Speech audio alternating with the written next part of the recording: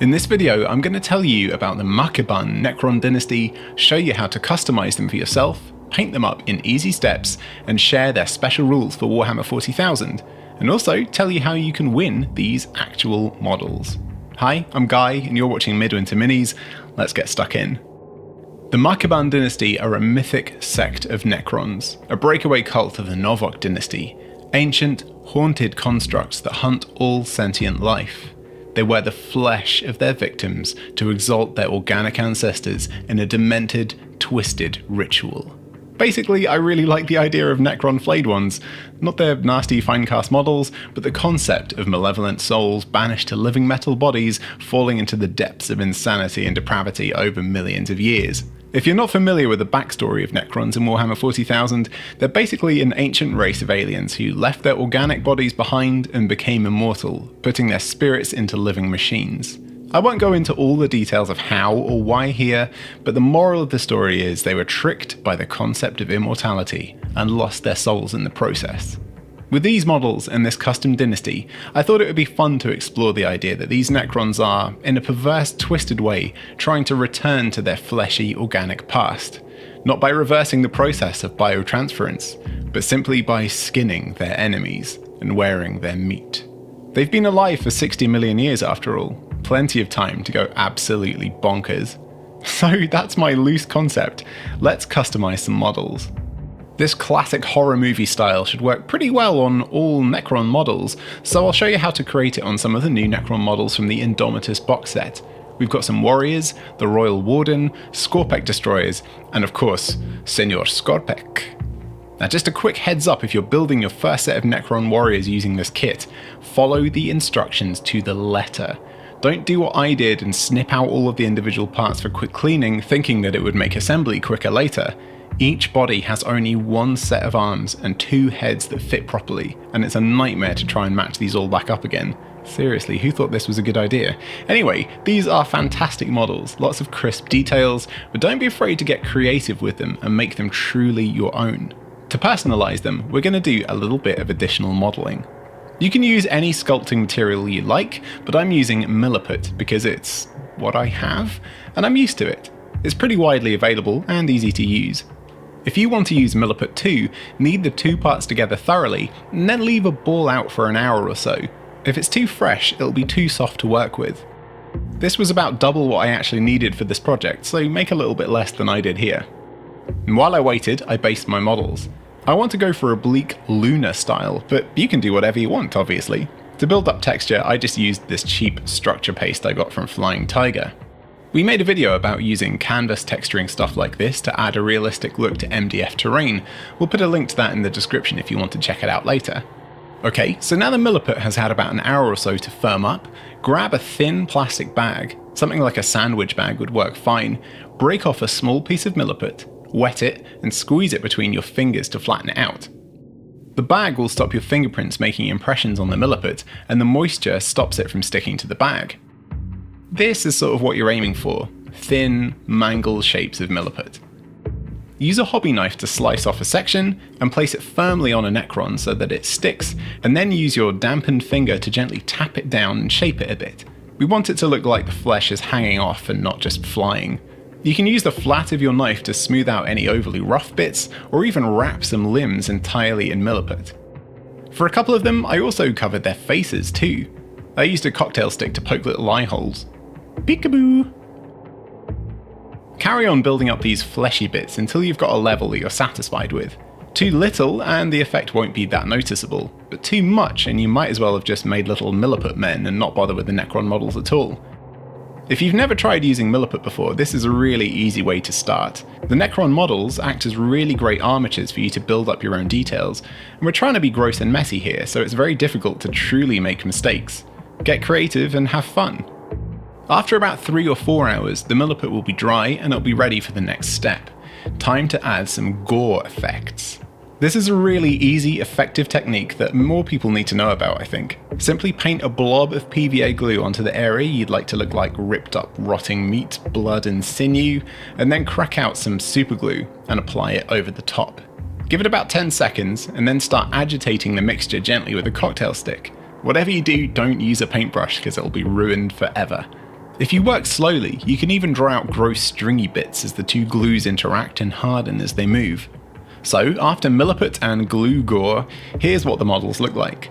At this point, even if you're an experienced hobbyist, you'd be forgiven for thinking that you've absolutely just ruined these lovely expensive models, but don't worry, it's all uphill from here.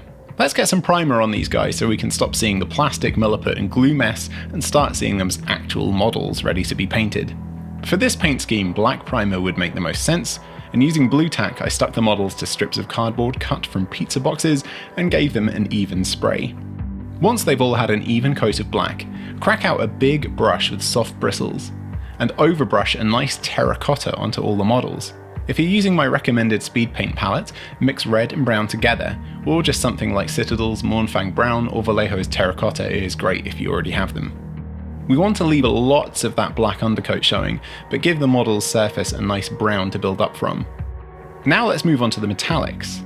When you've been painting for a while, you'll probably have lots of this type of brush. It used to have a good point, but it's been battered over the years and now looks like this. Don't worry, there's no such thing as a useless brush, and this is going to be perfect for what we want to do now. Using a deep bronzy gold colour, just start tapping the paint onto all of the metal parts of the model.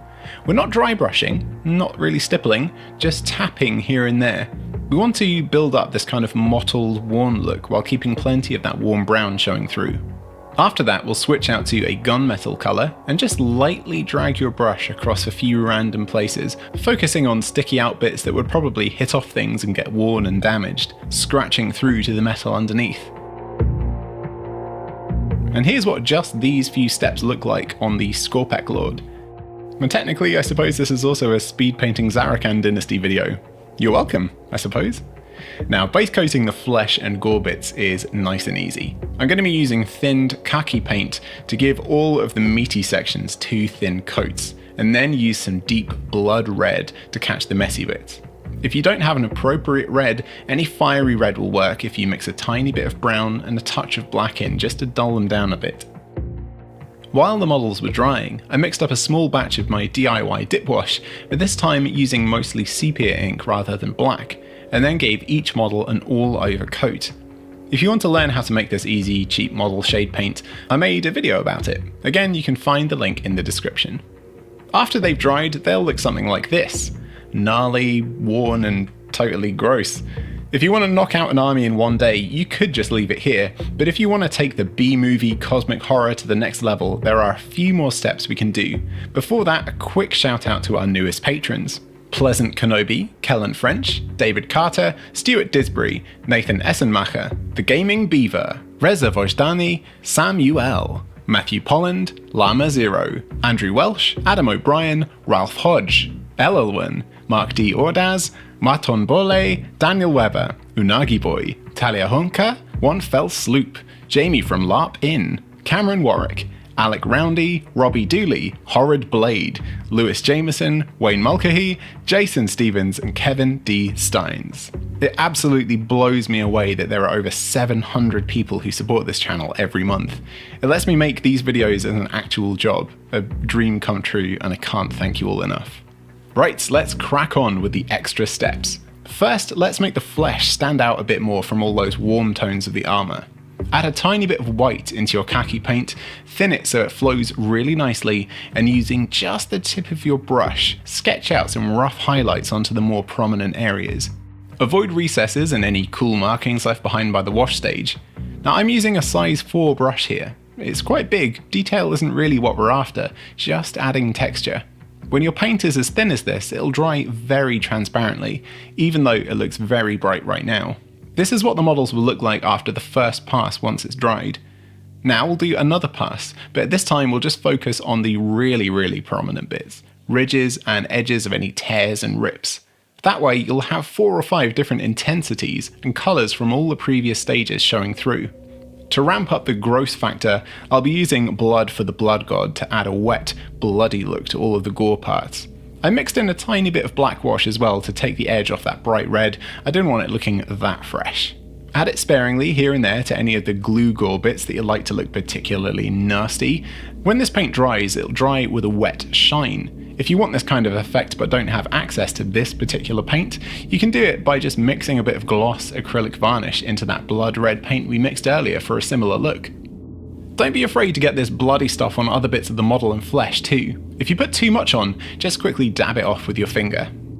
Give that a few minutes to dry, and then we'll do some metal highlights. For this, I'll be using Vallejo aluminium, but even the original gunmetal colour you used earlier should work fine, as the previous steps have been muted by the wash we applied. We'll be going with some simple edge highlighting here. Nothing that fancy, just thin the paint nicely, don't have too much on your brush, and use the side of your paintbrush to lightly trace the sharp bits of any blades, the underside of any damaged bits of the armour, and any really easy to reach bits of the bodies, like the exposed hips. You don't need to go crazy here, just a few little bits here and there will really make a difference. Now everyone seems to be painting these big blades like they're glowing, but that's not really what I want for the Makhiban Dynasty. Here's a low risk way of adding some nice contrast to the blades. Using the tip of a detail brush, you can't use the side because the angles are pretty much impossible, trace out some of the engraved shapes on the blade surface, and pick out the bevel in the middle of the blade with smooth strokes. Now, don't worry if your lines aren't perfect. Mine aren't, and we're not about perfect here. Some bits will look good, others will look less good.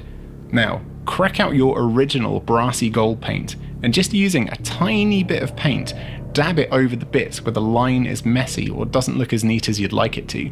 This will mask it off a little bit, quite transparently, and creates more texture while still hinting at the shape underneath. A pretty simple cheat technique, but it's quite effective on ancient blades. Now, I've already covered how to make cool glowing effects with and without an airbrush on this channel with my Sandstone Necrons videos.